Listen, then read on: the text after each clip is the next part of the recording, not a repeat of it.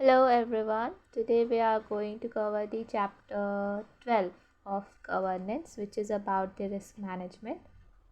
हम module cover कर रहे हैं ताकि आप कभी भी मॉड्यूल रीड करें तो गो थ्रू कर पाएँ कि क्या इम्पोर्टेंट है टू नो और क्या इम्पोर्टेंट नहीं है। तो मैंने मॉड्यूल में ही मार्किंग की है। So let's get started. First हम देखेंगे कि रिस्क क्या है। इस पेज में हम देखेंगे, मैंने पेज बाई पेज मार्किंग्स की हुई हैं, तो आप इसके अकॉर्डिंगली अपने मॉडल्स में भी मार्किंग कर सकते हैं। ये इजी होता है गेट थ्रू करने में और आप जब पॉइंटर्स लर्न कर पाएंगे। तो इस पेज में है कि फर्स्ट ऑफ ऑल हमें डिफ़ाइन करना पड़ेगा रिस्क क्या है। तो ये छोटे से टेबल में ऑक्सफोर्ड डिक्शनरी द्वारा एक्सप्लेन किया गया है। Risk is an exposure to the possibility of loss, injury और other adverse unwelcome circumstances for situation involving a possibility. इसके पर्सपेक्टिव क्या है, इसको मैंने GIF से किया हुआ है, general finance, food industry, insurance and securities trading. GIF से हो जाते हैं हमारे पर्सपेक्टिव कि किस किस एरियाज़ में हमें रिस्क का एक्सपोजर हो सकता है। फिर सिक्योरिटीज़ ट्रेडिंग में हमारे दो चीज़ आ जाते हैं, सिस्टमिक एंड नॉन सिस्टमिक, जिसको हम अनसिस्टमिक भी कहते हैं।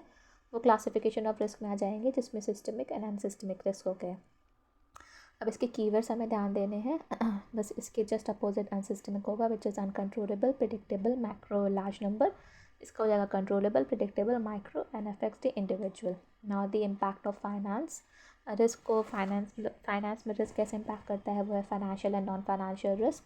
फिर हमें financial and non financial risk के कुछ डेफिनेशंस देख लेंगे। Now types of financial risk, इसको हम कूल PM और IEC से डिनोट करते हैं, which is credit, obsolescence, operational, legal, liquidity, political and market.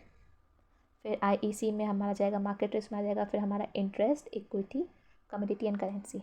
Let's see, market risk, interest, currency, equity, commodity. फिर क्रेडिट रिस्क, लिक्विडिटी रिस्क में हमारे 2 types आ जाएंगे, ट्रेडिंग एंड फंडिंग रिस्क। फिर operational system and management risk, obsolescence risk, legal and political और country risk. Non financial risk में जाएंगे हमारे PSF, RCDT, इसमें आ जाएगा बिजनेस, इंडस्ट्री और सर्विस रिस्क, स्ट्रैटेजी, कंप्लायंस और fraud, reputation, transaction, disaster, regulatory and technology. फिर इसमें इंपॉर्टेंट है हमारा ऑडिट रिस्क। ऑडिट रिस्क होता है risk that financial statement are materially incorrect और मटेरियल मिस स्टेटमेंट हो, तो उसको डिटेक्ट करने के लिए ऑडिट रिस्क की जाती है। ऑडिट की जाती है ताकि हम एडवोकेट्स टेस्टिंग कर सकें सफिशिएंट एविडेंस के थ्रू। ऑडिटर में मेक इंक्वायरीज करता है ताकि वो मटेरियल मिस स्टेटमेंट और इनकरेक्ट इंफॉर्मेशन को डिटेक्ट कर सके।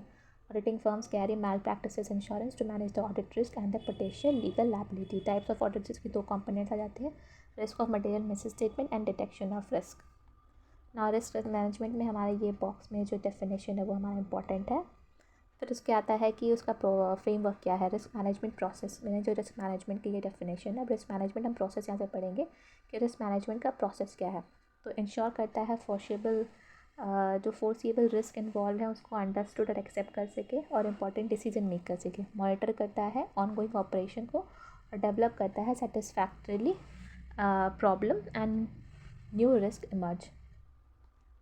फिर आता है एडवांटेजेस ऑफ रिस्क मैनेजमेंट। इसमें हमारे ये कीवर्ड्स हैं, लॉन्ग रन में है, प्लान एंड प्रिपेयर करता है opportunities, improve strategic and business planning, improve reliability and reassure key stake holders. Now steps in risk management process. अभी हम रिस्क मैनेजमेंट पढ़ रहे हैं जिसमें मैंने रिस्क पढ़ा, उसके फ्रेमवर्क पढ़े, उसके एडवांटेज पढ़े। अब उसकी प्रोसेस क्या है, ये 4 स्टेप्स का प्रोसेस है, identification, analysis, assessment and handling of risk. उसके ऑब्जेक्टिव्स क्या है, रिस्क आइडेंटिफिकेशन के पोटेंशियल रिस्क को आइडेंटिफाई करना, मिनिमाइज करना negative impact of project, hiccups and threats, and provide करना information to the next step of the risk management process. हमें ये देखना है, अब हमने देखना है कि आइडेंटिफिकेशन प्रोसेस में कितने स्टेप्स होते हैं। C गढ़ा के हैं, तो C से creating, gathering, applying, documenting. Now documenting the risk identification process and assessing the process effectiveness. Now 7 essentials क्या है, आइडेंटिफिकेशन एसेंशियल, जिसको हम ट्रेड्स PDRI बोलते हैं, जिससे आता है team participation, repetition approach, documentation, symptoms and project definition, rating index and event trees. इसके बारे में हम थोड़ा सा देख लेंगे। बाकी ट्रेड PDRI से हम 7 एसेंशियल्स ऑफ आइडेंटिफिकेशन हम पता कर लेंगे। Now the next step is risk analysis, potential problem को एनालाइज करना, possible threats and estimate the likelihood that the threats will be materialise. Risk analysis किस किस सिचुएशन में यूजफुल होता है, neutralising the possible problems, whether or not move forward with the project, managing potential risk and equipment of technology, failure, theft, staff sickness and natural disaster, and permutation and combination of possible events. Risk analysis के दो process होते हैं. पहले तो करना होता है identify threats and estimate करना होता है रिस्क को. आइडेंटिफाई थ्रेट्स में हमारे कुछ फैक्टर्स होते हैं. This are HR not BPSP. F human operational reputational procedure project financial technical natural political and structural. Estimate risk का हमारा फॉर्मूला है जो कैलकुलेट करता है both likelihood of the threats and the possible impact. Risk value is equal to probability of event into cost of event. ये important example है. Now the third step is risk assessment. इसमें आता है inherent and residual risk. यहाँ difference बताता है risk analysis और risk assessment में क्या फ़र्क है. नाउ रिस्क असेसमेंट प्रोसेस के ये 6 स्टेप्स प्रोसेस होते हैं जिसको डाइपर बोलते हैं. Develop, assess, risk interaction, prioritise risk and response to risk, effective and sustainable risk assessment process. ये 6 स्टेप प्रोसेस है रिस्क असेसमेंट के.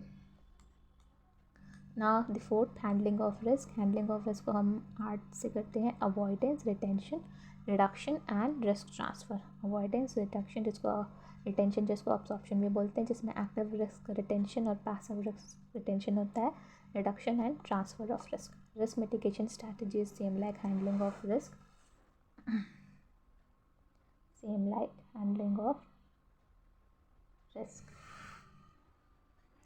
ना इसमें भी आता है सी ट्रैश. सी होता है combine, transfer, reduce, avoid, share and hedge. Transfer, retention, reduce, avoid, combine, share and hedging of risk. Maintaining risk strategy. Organization is constantly changing and developing. The risk management is dynamic and ongoing one. For periodic review of the risk, consequent adjustment of the control response. Regularly review होना चाहिए. एक key tool है. Suitable tool, key tool. Control and risk self assessment. Now the कुछ points आते हैं जिसमें हमारा आता है फ्रॉड रिस्क मैनेजमेंट, जिसमें ये 4 पॉइंटर्स हैं. इंडियन पिनल कोड में, इंडियन कॉन्ट्रैक्ट एक्ट में. इंडियन कॉन्ट्रैक्ट एक्ट में है concealment, a promise made without any intention to perform it, any act to affect to deceive और एनी एक्ट और omission. फिर आता है सेक्शन 447 में जो स्टेटन करता है promote the open transparent communication, zero tolerance fraud, encourage employees and spread awareness. Fraud risk management में RCDR में डिफाइन करता है फ्रॉड को. Roles and responsibility, communication, disciplinary action and reviewing the policy. Reporting fraud under companies act section 143 sub section 12 of companies act 2013, जिसमें हमारी penalty बताती है कि अगर रिपोर्ट नहीं कर रहे हैं हम फ्रॉड को तो लिस्टेड कंपनी पे 5 लाख और अदर कंपनी पे 1 लाख का लगता है penalty. Fine, not penalty, fine. Now reputation risk management. मैंने फ्रॉड रिस्क मैनेजमेंट पढ़ा अभी. अब नाउ रेपुटेशन रिस्क मैनेजमेंट में हमारा क्या होता है. लॉस क्या हो जाती है, ब्रांड वैल्यू हमारी ब्रांड वैल्यू क्या हो जाती है, शेयर वैल्यू क्या हो जाती है, रूइंड हो जाती है strategic relationship, regulatory relationship damage हो जाती है, रिटेंशन और recruitment to fetch qualified staff as well as retention of old employees become difficult. ना कौन से प्रिंसिपल्स हैं जो रेपुटेशन रिस्क मैनेजमेंट में होता है. Integration, board oversight, effective communication, good governance, corporate values, due care, strong internal check, quality report and cultural alignments. ये सारे कीवर्ड्स जो मैंने मार्किंग किए हैं इंपॉर्टेंट दोनों हैं. बाकी आप उसके अपने अकॉर्डिंग मैनेमोनिक्स बना के इसको याद कर सकते हैं. मैंने डॉजी कॉइन करके इसको बनाया था. और रिस्पॉन्सिबिलिटी रिस्क मैनेजमेंट में किसकी रिस्पॉन्सिबिलिटी है रिस्क मैनेजमेंट के लिए. Section 134(3)(n) of companies act and LODR regulation, regulation 21 of LODR regulation जो स्टेट करता है.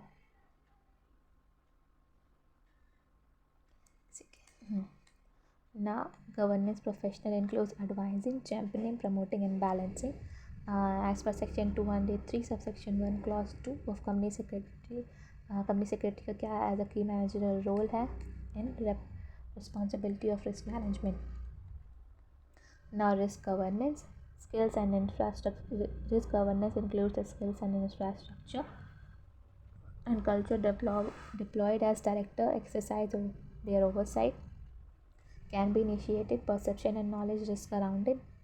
इसमें रिस्क ओवरसाइट्स के बारे में है, transparency, effective risk governance. Risk oversight में आता है हमारा CPT, policies and procedure, taking risk awareness, steps to foster risk awareness, encourage and organisational structure, encourage करना, and the compliance certificate. Risk management framework standards में हमारा ERM ISO 31000 आता है, जिसमें हमारा ये ERM के बारे में है। ERM एनकम्पासेस एरी, हम इसको एरी पढ़ते हैं, AERI,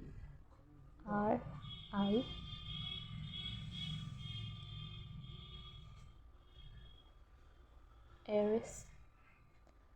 So it is aligning, enhancing, reducing, identifying, seizing opportunity and improving development of capital. Components में आता है internal environment, objective setting, 7 components है, event identification, risk assessment, risk response, control activities, information communication and monitoring. Now the IOC 31000, इसकी limitation and roles and responsibilities है। IOC 31000 is an international standard for risk management. This standards help organization with their risk analysis and risk assessment. इसके scope है designing and implementation of maintenance of risk management process throughout an organization. Include करता है executive level stakeholder, risk analysts, line managers, internal auditors and independent practitioners. इसके कुछ benefits है जिसमें हम ये improve वाले points पढ़ेंगे। इम्प्रूव, ये जितने भी इम्प्रूव वाले पॉइंट्स हैं ये इजी टू लर्न है। Improve governance, improve controls, improve stakeholder confidence and trust, improve the identification, organisational learning and organisational resilience. How to deal with avoiding the risk by declining not to start or continue with the activity that gives rise to risk, accepting, removing, challenging, sharing and retaining. Now strategic risk management, once again the important topic, which includes the demand and preference, legal and regulatory change, competitive pressure, merger, technological, senior management and stakeholder.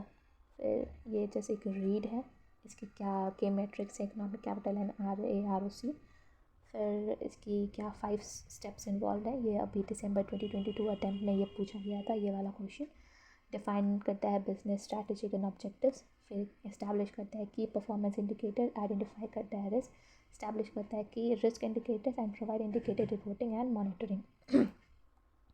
Risk management and internal controls में आता है हमारा risk register, how to maintain a risk register, ये table है।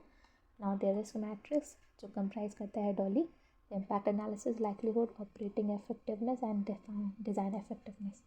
The model risk management policy जिसमें हमें ये bracket वाले पढ़ने, जिसको मैंने ग्रेव्स किया, governance, risk strategy, risk awareness culture, control environment, appetite, architecture assessment, protocol, response and roles and responsibilities. So this is all about the chapter 12.